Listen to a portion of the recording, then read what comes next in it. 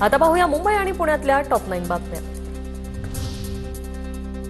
प्रदूषणाच्या पार्श्वभूमीवर मुंबई पालिकेचा विकास कामांवर वॉच। अभियंते, पर्यावरण विभागातील अधिकारी आणि पोलीस करणार पाहणी। वायू प्रदूषणाची पातळी सतत वाढत चालल्याचं समोर।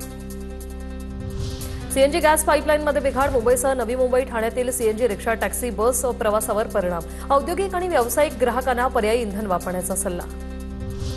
रिक्षा, टॅक्सी, बस गाड्यांचा मुंबई ठाण्यात खोळंबा। सीएनजी भरण्यासाठी वाहनांच्या लांबच लांब रांगा। सीएनजी पुरवठा खंडित झाल्याने वाहनांच्या रांगा।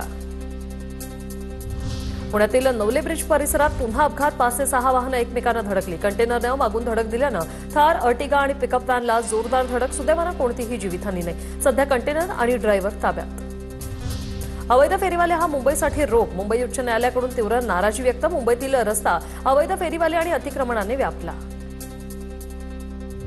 पुण्यातील नवले पूल परिसरात प्रति तास वेगमर्यादा 30 किलोमीटर होणार। नवले पूल अपघातानंतर वाहनांसाठी हा महत्त्वाचा निर्णय। नियमांचं उल्लंघन करणाऱ्यांवर आता कारवाई होणार।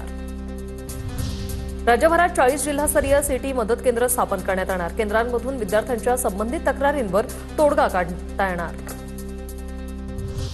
संत ज्ञानेश्वर महाराज संदीवन समाधी सोहळ्यानिमित्त अलंकापुरीत भाविकांची रीघ। माऊलींच्या दर्शनासाठी हजारांच्या संख्येने भाविक आळंदीत दाखल।